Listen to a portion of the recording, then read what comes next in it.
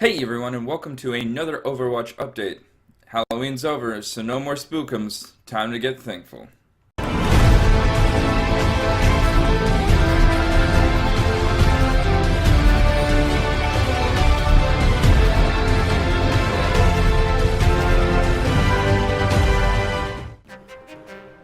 In this update, we're going to start with the developer update. So Jeff Kaplan released another Overwatch developer update that this time was mostly focused on esports.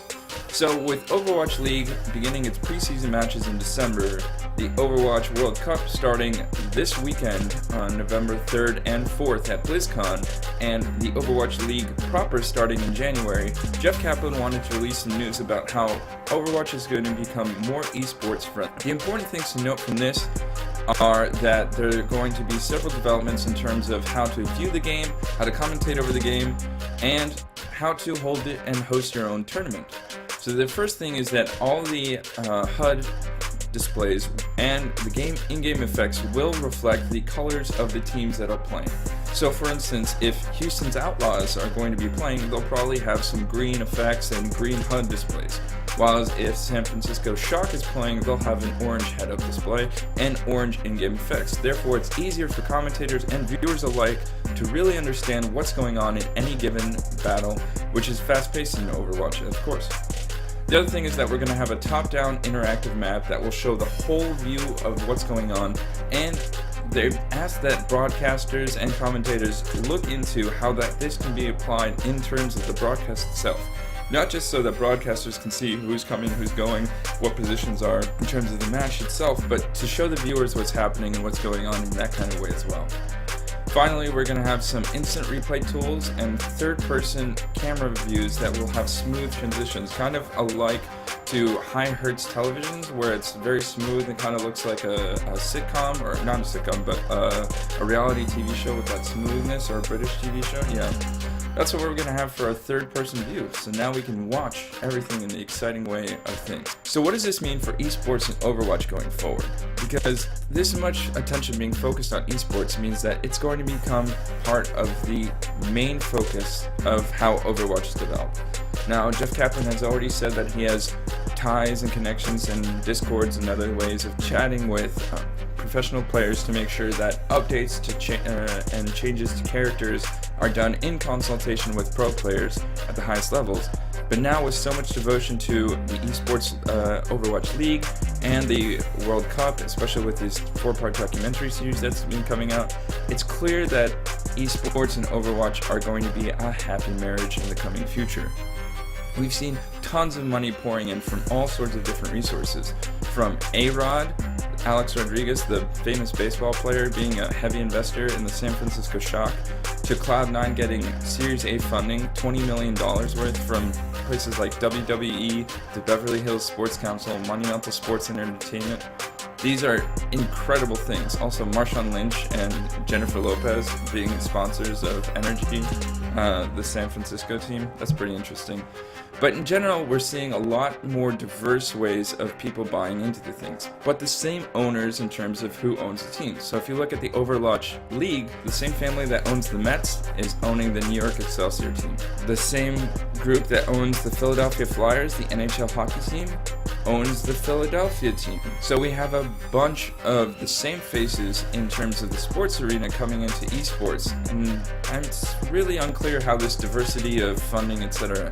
looks. So we have the same people who are 1%ers in the real world coming in and investing in sports, and it's the same kind of makeup. So what does this mean for the rest of the people who are in the Overwatch League? Well, we have Cloud9 and Optic, who will have their own gaming teams in Overwatch League, and they're getting their own series funding. So there's a kind of a diversity of traditional sports owners and esports teams owners and mixing into this Overwatch League. So we'll see how that development works in the future in terms of team funding, practice facilities, etc. going on with that. So we've covered the developer update, some things that are happening with Overwatch funding.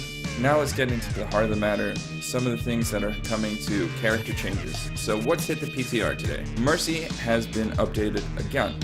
There was a long thread in terms of Jeff Kaplan talking to people who were wanting to change Genji or other characters, in which he said that the focus right now for Blizz developers is Mercy. They've had these massive changes to how she works, and now they're trying to fine-tune her. So now her res has a cast time of 1.75 seconds. What does that mean? It means that she can be interrupted, stunned, hacked, things like that, to stop that res from going off. Now, when her Valkyrie is on her ultimate, she has no cast time for the res, so this is only during her normal play mode. But it's interesting also in that her speed gets reduced to 75% of movement speed. So this will totally change how her res works again for the third or fourth time, and we'll see how that happens to change how she plays. Again, this is just in the PTR, so it might have some slight changes before coming live to do everything, but it seems that they're satisfied with that. Also, there's been an update to one of my personal favorite characters, Ana. So her damage boost takes her from 60 to 70 damage per shot, which is a lot better than it was, and makes it kind of viable as a survivability character. And we'll see how that goes. Again, on console, when I play, it's a little bit harder to use Ana anyway, so go figure. But it makes her a little bit more viable, so more fun for me to play in the coming days. Speaking of playing, as I said, November 3rd and 4th, the Overwatch World Cup 2017 finals will take place. You can check those out at the Overwatch Twitch channel, and they begin at noon 15, so 12:15 Pacific time. Make sure that you adjust according to when your time slot is. It's interesting to see how this tournament will develop, as a team that went flawless in their group stage, China, in Shanghai, the Shanghai qualifiers, will only have a third of their team that they had in China, the Shanghai qualifiers, due to visa problems. There's an open letter posted to Reddit directed at Jeff Kaplan and the Blizzard development team, attempting to help alleviate the symptoms of the visa issues. However, this didn't come through with anything, so China is down to 2 of their original 6 Overwatch players. Now, they have some support people in their roster so that they will roster a full team, but it won't be the team that played together and won together, so we'll see how that affects how they play in the coming days. Today, and in the past week, we've had some Overwatch League updates. So we got Houston's team and colors revealed, the Houston Outlaws, with this cool longhorn double gun with McCree as their mascot. It's awesome and looks very true to kind of that Texan lifestyle. We also had revealed today the London Spitfire with their Tracer mascot and the Philly Fusion. So they have a Winston, and I'm super glad that some team has Winston as their team mascot. We've also had New York Excelsior, Seoul Dynasty revealed, and Boston Uprising in terms of their uniforms and what their team skins will look like. It's shaping up to be a pretty cool league, and also some of the rosters have been revealed, so I might end up becoming a Boston fan because they have a Russian esports player. Season 6 concluded on October 28th, and Season 7 started on October 31st or November 1st, depending on your time zone, so go out there and get those placement matches done. And to our favorite story of the week, link in the description below, but our favorite story of the week is that a tour battle decided a Hanamura match. That's right. A one-on-one tour battle decided a Hanamura match when players just sat down and relaxed after a hard-fought battle on Hanamura. It was just a quick play, and so they had one attack torb, one defense torb, and they faced off against each other to see who would be the champion on Hanamura. Anyway, thank you for checking in with the updates to Overwatch and the patch notes from PTR. Here's your Overwatch replay now.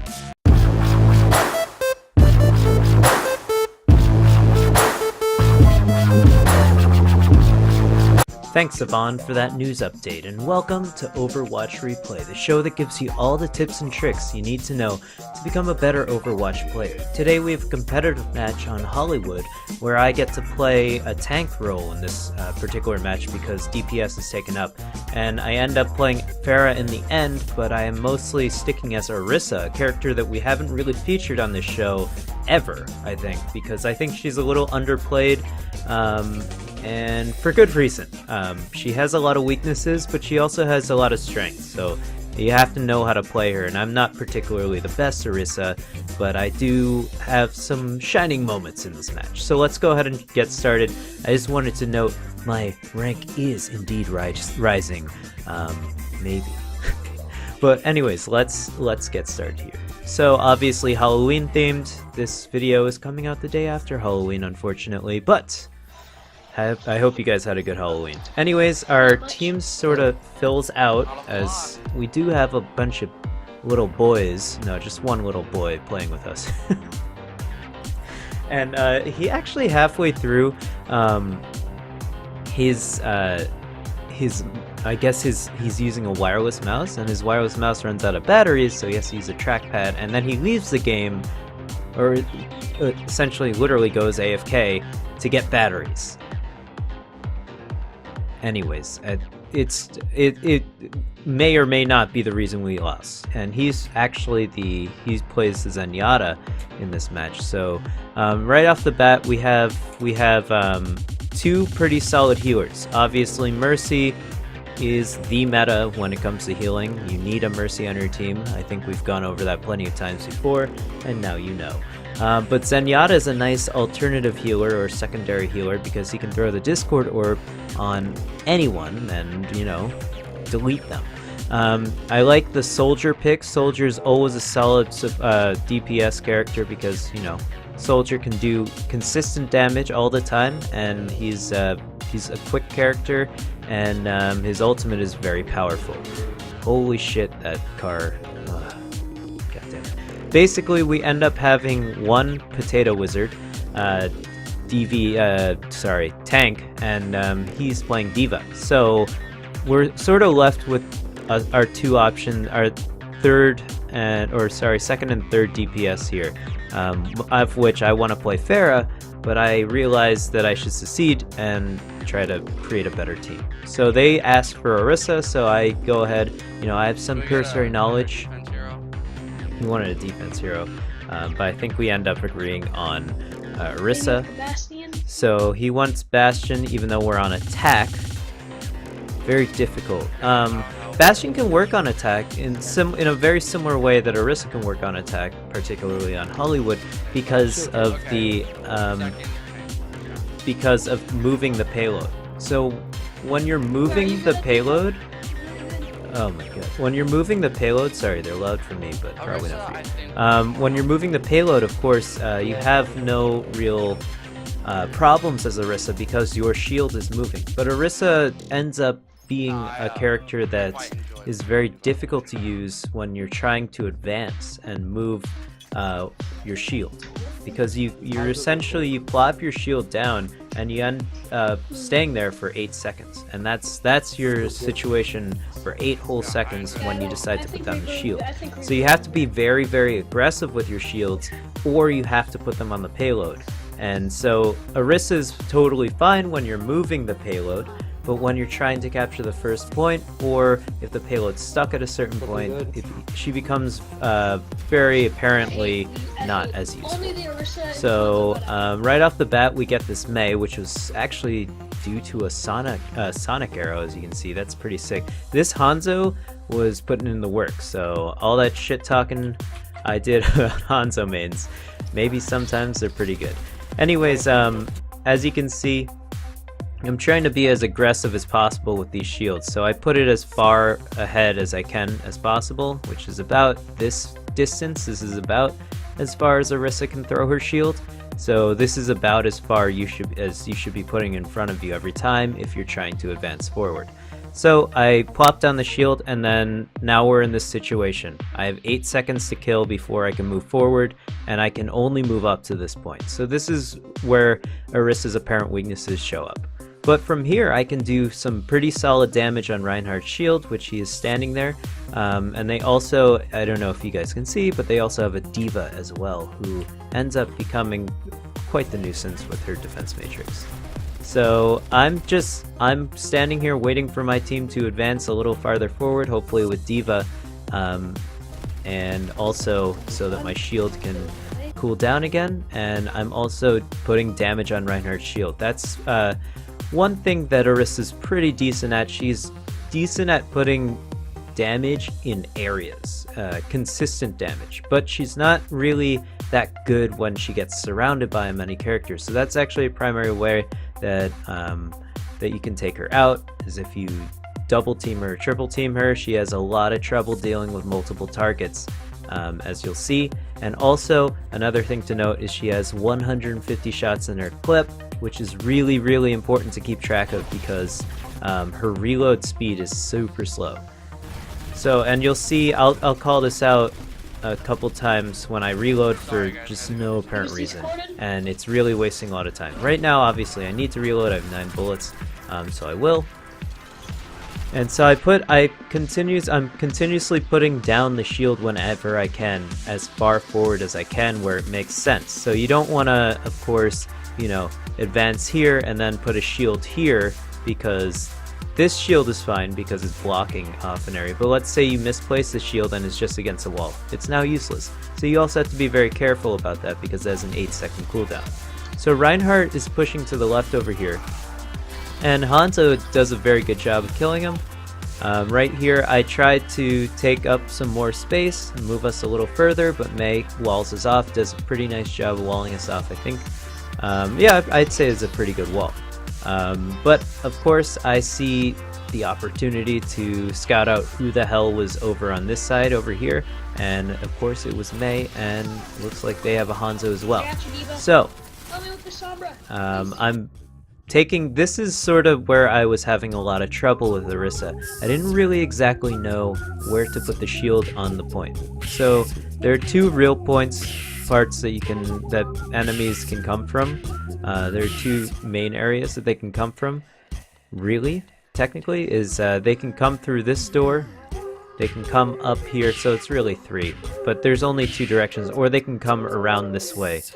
Behind you. So I was thinking I should put it as far forward onto the point so I can block off this point, this doorway, with the shield, and then we sort of hold this corner or this corner and try to capture the point. But that sort of obviously combines us to a very difficult position, so I kept moving it as the fight evolved, you know? So that's sort of how you have to play as Orisa. You know, your shield is useful, of course, like right now, I'm blocking off any damage coming from the doorway, but I'm doing damage to the person that's over here, the D.Va, and then I make a mistake. I think this is a wasted shield. So I've wasted 8 seconds of our time here with the shield. It's pretty useless over here, right? There's no enemies over here at all. There was the D.Va, but she went down, and now enemies are free to come in here and do damage to us without even having to contest a shield. And they can also obviously come from over here, but I don't think they did at all. Actually, there was a Hanzo that got behind us, so probably did come through that way. But you'll see, we back up a little bit, and D.Va does her job eating up some of the damage with her shield, with her defense matrix, and then the third ability that Orisa has that I've neglected to use, but also didn't really run into too many situations outside of a Sombra hack, is her Fortify, but we'll get into that later. So I actually make a nice play. I didn't coordinate this with Hanzo at all, but I threw my my secondary shot, the right click, onto the point, and got Mei and D.Va onto the point, which is exactly where Hanzo is throwing his ult. And then enemy Hanzo sort of wastes his ult there, which is nice for us, and we end up starting to actually capture the point. We get about a quarter of the way until, well, I think we get more than that, actually. And then we're sort of left with this Hanzo here, who's doing some damage, but not really. So right here, this is particularly where I wanted it. Maybe this is a bit too far because they're going to be coming through the doorway anyways before I can get a shot from this position. I would rather be standing over here if I'm going to put it right here. That way I can fire into this way and they can't fire through the doorway, which would be better. And then I also have sights on this doorway if I'm standing over here. So this is poor positioning on my part. Obviously they're sort of blocked until they come through the doorway anyways, so it's kind of useless. And then this D.Va, I waste my left click, my right click, and feels bad, man. But then everyone sort of walks through this doorway, and I just slowly back up because that's what Orisa can do. So you can slowly move and hold down left click. And she does some damage, but right here it would be nice if I think honestly, if you see this many people in front of you and you're gonna commit to the fight like I did, probably makes sense to throw out your Fortify, because now I'm hacked. Now I can't even use this shield. Not that it would have been particularly useful against this bad boy, but Swanky Pants, I believe, used Transcendence and saved some people, but now he's sort of just on the point, which is kind of pointless. And so that was a horrible move on his part, come to think of it. Zenyatta could easily just stand in the back over here and do the same exact thing he does anywhere else, because his damage fall off is not too bad, and he can throw on discords onto the point and no big deal. So I throw down my ultimate right here because I know we're trying to hold 1 point. Orisa's really good at holding one area. These are just things you have to keep in mind. So I throw down my ultimate, but without a shield for some reason, and this is something you should really never do. You want to protect this ultimate because it's pretty useful. It gives basically a mercy damage boost to everyone, and or within a vicinity, and that's very useful for your team. Case in point, we sort of, there we go. I throw out the shield, but it's kind of, this is an alright spot to use it because clearly they're not coming from behind except for the Mei, and she got taken care of, and then this Sombra gets the fuck out, and then she makes a good move because she didn't, well, actually Reaper and Zenyatta kill her. Never mind. Anyways, so this is essentially our push through Hollywood. We try as hard as we can, and well, you'll see the result. Basically, you have this situation that you can do this with Bastion and Orisa. I think Orisa serves more of a utility purpose as opposed to Bastion, who serves essentially pure damage. So you can throw your turret or Torbjorn as well. You throw Orisa or Bastion on the point.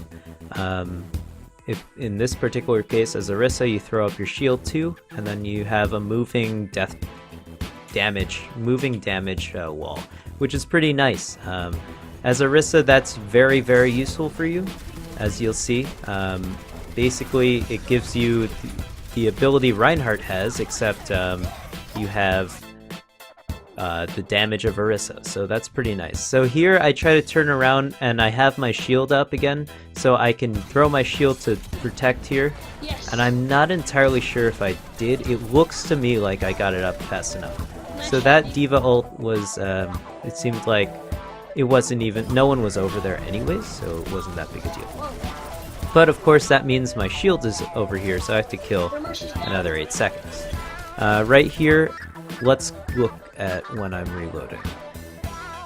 Alright, so we're at 50, 40. I reload. No, I didn't reload. Okay, I needed to reload. In fact, I shot my last 6 shots. Alright, so that was actually a logical reload. But, as Orisa, this is not where, I mean, I know it's easier to hit him from close up, but that's where he can hit you. So that's not a smart move as Orisa. You don't really want to be in close range combat as Orisa because you move so slowly, you're a very large target, and Reinhardt is going to, and especially when you have, I think I had half health or maybe less, and if you don't have this armor, you're going to go down very quickly because you're a very large target. So that Reinhardt, I called him out, and I don't know if anyone dealt with him. But yeah, as Orisa, I got destroyed there.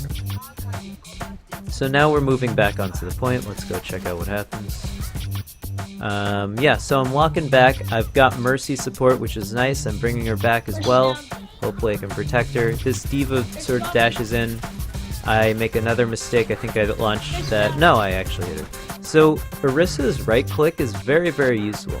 I mean, besides the obvious usages, which is just to gather, it's essentially a mini Zarya ult that lasts for a split second, but it's very, very useful in the fact that it can slow people down. So that's, I think, its true utility.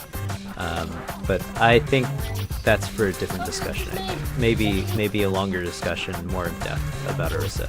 So here I've put my shield on the point, and this may actually sort of ruins Reinhardt's ultimate because, well, this D.Va also manages to dodge it, which is really nice. And maybe because of the May, I'm not entirely sure. This is a point where... yeah, don't... okay, so I don't think you should be reloading Orisa's gun at 50, even at 50 bullets. I think maybe if you're at 10, go ahead and reload. Or try to get to a safe place and reload. It does take a long time, as you'll see. I could have been doing some more damage, at least. Although Zenyatta is lucky, I was lucky that Zenyatta used his ult and saved me. And over here, I'm sort of moving back towards the payload. This is where my team should be moving.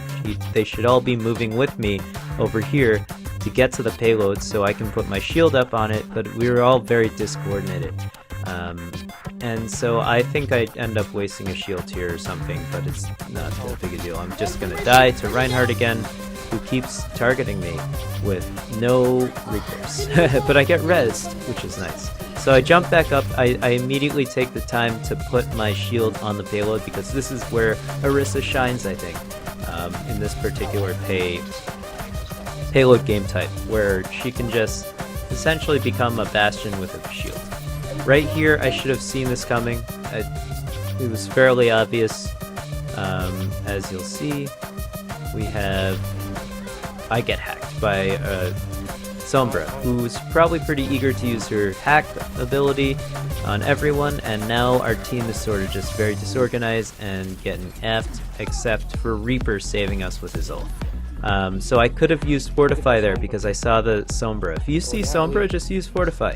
It's a good safety measure. She's very difficult to hit as Orisa, I think. A good Sombra anyways. And that's sort of the situation. Right there's a fine reload. I was pretty safe. This is a bad reload. Why would you reload with 120 bullets? Just wait until, like, now is fine to reload because I've wasted my entire clip to take out the Reinhardt. And my whole team is moving forward. So this is where Orisa shines. Again, we move as a team behind the shield, which is being moved by the payload. So you really have to take advantage of the payload as Orisa. I have my ult built up, and I think this was a very good ult, I think. But I don't think our team took full advantage of it. I even put down my shield again, and I'm just trying to launch as much damage as possible. And to the team. When you're using the right click on Reinhardt, of course he'll probably have a shield up, but you can send it through his shield and then sort of grab him and move him somewhere. You can just essentially displace him just enough, and he can't move at all during that period. So that's or act at all. So that's really useful if your team is trying to attack the Reinhardt. Right here, I actually shoot it onto him. So you have to shoot it either to the left or the right of him. You can't shoot it at him directly, otherwise it's not going to go through the shield, I don't think. I could be wrong about that. Right here would have been good if I either put up a shield here and then dealt with the turret, or put up a shield here for the team and then dealt with the turrets. Because we take out the turret, fine, but we're sort of now left without a shield, and I'm not putting up the shield anymore because I've sort of forgotten that I'm Orisa and this is my purpose. To protect the team. So I decided to put it up there. Fine shield. It probably could have been put a little further back, honestly. But that's a minor gripe. But here, Tracer, there's no way Orisa's going to deal with Tracer that close up. She's too quick, Orisa's too slow, and her gun, her movement the projectile motion movement of her shots is way too slow, I think, anyways. So I tried to take out the turret there. Would have been nice if I put up a shield on the turret because I knew it looked like I was going down anyways. It would have been nice if I put up a shield right in front of the turret so I could provide my teammates with a little more damage support. Here I call out that we've lost both of our healers, so you three need to get the fuck out of there, you know? It's not a situation you want to be in when you lose both of your healers, particularly Mercy. So I believe our teammates do indeed do that. As you'll see, Reaper is backed up, and Hanzo and D.Va almost gets out of there, but she dies. But she gets res, so that's nice. Here, this is exactly where I should have switched off Orisa, essentially. We could have finished this way faster if I had a Winston, or a Zarya, or even a Reinhardt. I'm not very good with Reinhardt. But, yeah, so this is where Orisa is a very bad character. When you're trying to advance as Orisa, it doesn't really work out, right? So I put down my shield, now I have to stand behind it, and I can't move forward with my team. So luckily it's on a 1 second cooldown now. I should be throwing the next shield because we need to start moving fast. But now I've done that, right? Great. Now we can only move up to here. So this is the problem Orisa runs into. We have to move up in 8-second intervals and also in like 500-meter intervals. And all the while we have to get a pick through that shield if we're lucky. Right here I should be throwing the next shield, and hopefully it could get on the payload, but it doesn't, unfortunately. Right here I could have used, Fortify there, would have been fine. Would have taken a little extra damage, I believe, but I wanted to get rid of the Reinhardt. No one wanted to focus on the Zarya. It sort of gets a little hectic, but you gotta keep your cool when you're in a Zarya ult, and you have to just assess the situation, who's around you, and because you can still shoot, obviously, don't forget that. So if they're not combining ultimates, like in that situation, it's just Zarya using her ult, and that's it, then you guys are still all totally fine as long as you focus the right person, which in that case would have been Zarya or Reinhardt. As long as you guys focus the same person, you guys should defeat the person before they defeat you. Over here I tried to track down Mercy, but as you'll see, Orisa's very bad at taking out single targets. She's good at throwing damage onto people. That's great. But I think she has a lot of trouble taking out targets that move around a lot, essentially. She's great at putting damage on one area, is what I keep saying. But if someone's gonna dance around you like Mercy or Tracer or even Mini D.Va, then you're gonna have a lot of trouble as Orisa. That's probably why they gave her that ability, her right click, which puts people in one spot where you can do damage. So yeah, we end up taking the point, which is nice, but now they're gonna have a good push on the opposite. I decided to stay Orisa, but I think this is a bad choice, personally. I think I could have been Reinhardt or even Winston or Zarya. I prefer to play Zarya in general, but I think they really wanted me to keep playing Orisa. So as we set up here, you'll see our Junkrat wants to go out in front and be the hero of the day, and I think we keep telling him to stop doing that, which, you know, he should probably stop doing that.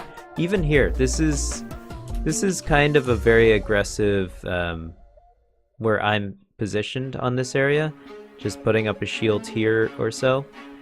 It's a very aggressive position to take. I think you can even position yourself, I mean, I don't look there, and it would have been nice if we had a Torbjorn and to put up a turret. There's an area right above the point that is very safe for you to put Torbjorn's turret or an Orisa or a Bastion.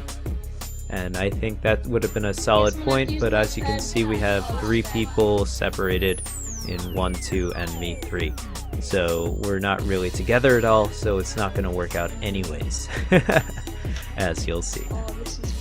So we get Hanzo.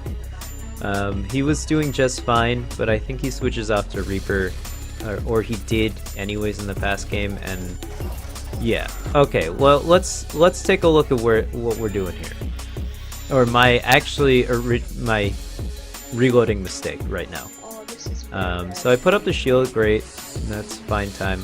Hanzo's ready to fire one arrow to do some damage maybe, and I reload at 104. Never do this as Orisa. I think I'm gonna stop playing Orisa, guys. I'm not very good as Orisa. But anyways, 104. Why am I reloading now? I could be getting way more damage on Reinhardt's shield, thus he'll be way more pressured coming in, and hopefully our team can take care of that. But I'm reloading now, giving him a free passage for no reason. I try to get them, but obviously they're way closer to here. I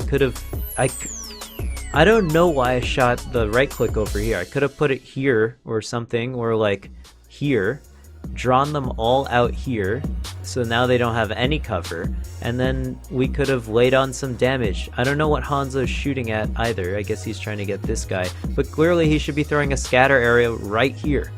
That's so easy for him. Just scatter. You saw them going in, so Hanzo, man, come on. That's the easiest scatter of your fucking life. But anyways, I dropped down because, you know, I gotta put up the turret. Not the turret. Well, she's sort of a turret. I gotta put up the shield in order to do something, and that's sort of where we're going from here on out. I'm sorry this video is running a little long, but we gotta talk about Orisa here. So yeah, because we don't talk, this is a character we never talk about on this channel. Because neither Yvonne nor I play Orisa. Okay, so Reinhardt dashes in, still not dead, and then he takes out D.Va. Well, that's because he dashed D.Va. Okay, well anyone could have turned to focus him. But then we had to deal with this triple kill, which was fantastic. Took out Mercy. Well, Mercy dies, Junkrat dies, so that's essentially a team kill there. We got F'd in the A. So our Reinhardt dashes back, gets rid of D.Va, and then we lose the point because Junkrat kills all of us. Which I don't know if we could have reacted too much to that, other than knowing where Junkrat was. But our Junkrat sends in his ultimate. I don't think it's particularly useful. It sort of buys us some time. It would have been way more useful to stop a push that we were already having trouble stopping though. So that's the time you want to use, like, we're not having any trouble stopping this right now, and also we should not be up this far. So our Junkrat did waste his ult. Sure, he got a triple kill or double kill, whatever he got, and he stopped the current push. But they weren't pushing, they were gonna come back so quickly. I mean, just imagine if that Junkrat ult that he just used was at the end of this push, got the same amount of kills. Now they have to spawn all the way back there, they have to coordinate themselves, get all the way up to the point, and then fight us. So that's the sort of thing you gotta think about when you're using Junkrat and using his ultimate. And you wanna change the game with that ultimate. It can change the game. It's a very good ultimate, especially now. So that was a bad ultimate, I'm not gonna lie. It got kills. Like, that's just the things that you gotta think about in this game, right? Just be aware of where the enemy team is spawning and how close it is to the payload. It's very important. So right there, they actually end up using 3 ultimates, but it works out in their favor. I think they could have gotten away with just without the Sombra ultimate, but personally, that's what I think, and they would have destroyed us way sooner. But yeah, so Junkrat plus Zarya, not a bad ult combo, and totally fine. I have Transcendence. Zarya pairs very well with a lot of people. So our team ends up getting very frustrated and trickles in. I don't know where Junkrat thought he was going. I'm losing my mouse, sorry. He died up there. But we end up focusing this turret very well, and that was a Molten Core turret, so I think we did really fine. Right now I'm being a stupid Orisa that just wants to hold down left click until the person dies, and I could have just put up this barrier. That would have been sweet. That would have totally helped out. Or I can, you know, I can position myself. This is a bad Orisa play, by the way. Orisa should... There's so many things wrong. So many things wrong. Okay. Okay, let's break it down. So, here. I want We get the Molten Core.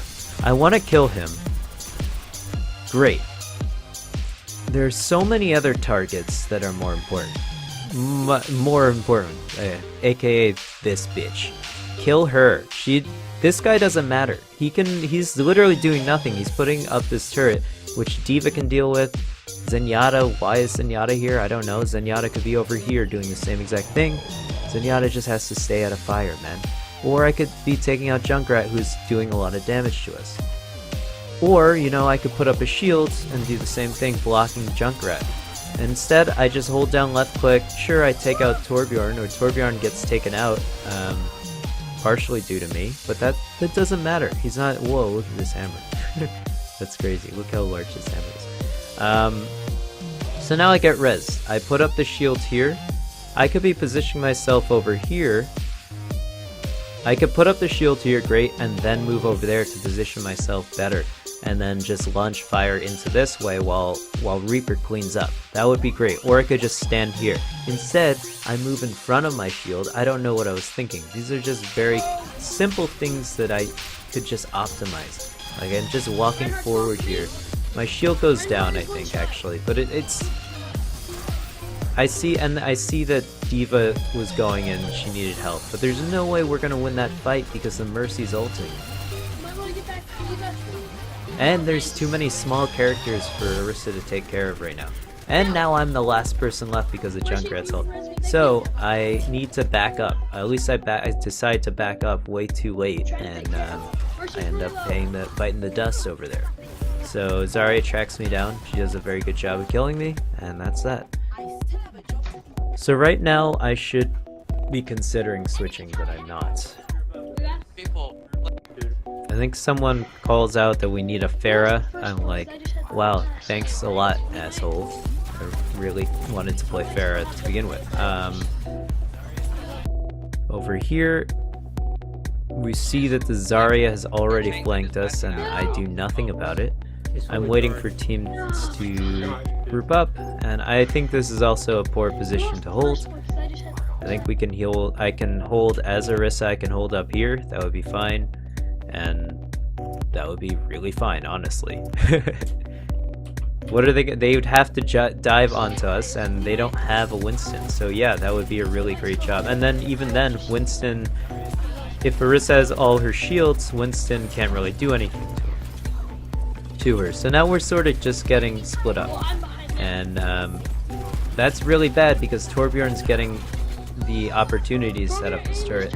Although Swanky Pants does indeed take it out, which is nice. At least he's focusing on the turret. And then this Sombra just sort of flanks us and we get destroyed. This is just the common tale, it looks like, of our team trickling in, me not putting enough damage off, and also having poor shields because Orisa has crappy shield, I think. Right now I actually use a pretty good usage of Fortify. I think that was the one time I actually used it effectively. And then I get killed by this turret, which I now need to take out. We destroy it, and then we end up getting a Pharah, which is nice. In fact, Pharah does pretty fine here, but she also doesn't because it's just open air. It's things you gotta think about. There's so many variables in this game, and we end up just sort of trickling in again. And Torbjorn tries to put up his turret. I think I should be putting down a shield. I do put it down a shield, which is nice. This is sort of... Orisa can shine in this part particularly, so I think that's why I stuck as her, but that's not how you do it. I just have to hang out in the back. I know we need someone on the point, but I could just be hanging out in the back and not dying, and we'd be totally fine. As you can see, we'd have Orisa still, and we would have been contesting the same amount. So yeah, that's how we lost 3 points there, and now we're on to OT, where we just get one chance to defend. Yeah. So yeah, we end up getting a nice team lineup here. This is actually a very good, because I end up going Pharah, which is nice for me, but and the Bastion, provided he does a good job, can consistently get things done here. But as you'll see, we come close, but no cigar. You know what I mean? But it feels bad, man. We tried. I think this was a good match to learn a lot about Orisa. I don't think I particularly played her very well, but we'll see how this goes. Trying to speed it along. We're almost at 40 minutes. Okay. 40 minutes of just Overwatch replay. So yeah, I launched some rockets into this room. Don't have to worry too much about it. And I see they end up getting a soldier, which is bad news for me. He now becomes a primary target. I don't know why. Oh, I was at 48 health, so that's why I sort of backed up. Bastion, right. So this is what I was talking about. Nope, that's not a thing. Oh god. Sorry. Yeah, so here we go. Take a look at where Bastion is and where he should be. Bastion should not be here, because as soon as they turn this corner with no defense, where's Reinhardt? I don't know. He's taking out enemy Reinhardt, sure. With no defense and a Reinhardt coming through, they're just going to obliterate him. If he's up here with Reinhardt, that would be way better. And then he has aerial superiority. We're taking damage from behind. He's one shot. He has full health again. And then we're sort of getting split up here. So that's why this Bastion needs to move, because Bastion should never be in the middle of a fight. He should be on the outskirts of a fight where he can protect at least one side of him, you know? He needs to protect his back. That's his weak point. So he needs to put himself in a corner or in a long corridor where he can't be flanked. But he can clearly be flanked in this situation, which is just a poor positioning of Bastion. Nope, still happened. So here I actually get a nice kill on Junkrat. Could have been done one rocket sooner, but I'll take it. I'll take the kills I can get. And now they sort of just end up getting their final push in. I don't take out Soldier. He should have been #1 priority, because now he sort of cleans up, and I can't really do anything about it. So that's the end of the game. Hope you guys liked this video. Hope it was inspirational for you to not play Orisa or to play Orisa better. Maybe you can send in your videos of your Orisa gameplay that we can commentate. I think that would be a really cool thing to do. So get in contact with us. All our information's in the description below. Leave a thumbs up if you like the video. Subscribe to us if you like us. Hungover Gaming, and don't forget to check out all our other content. We have a podcast every Monday and also a heavily edited Let's Play on Fridays. So I hope you guys enjoyed the news segment and also this Overwatch replay. We'll check out the rest of this match, but I think it just ends before I even get there, and then we'll check out the play of the game. Yeah, it was a really devastating loss. You know, we played for like 20 minutes, got nowhere. And of course it was kill switch. I think this was the triple kill. Yes, coming right around the corner, surprising 3 people, including the healer of the day, Zenyatta, and of course the playmaker, Hanzo, and of course even me, fucking Orisa. God damn it, Orisa. Anyways guys, I'll catch you guys next week. Peace out.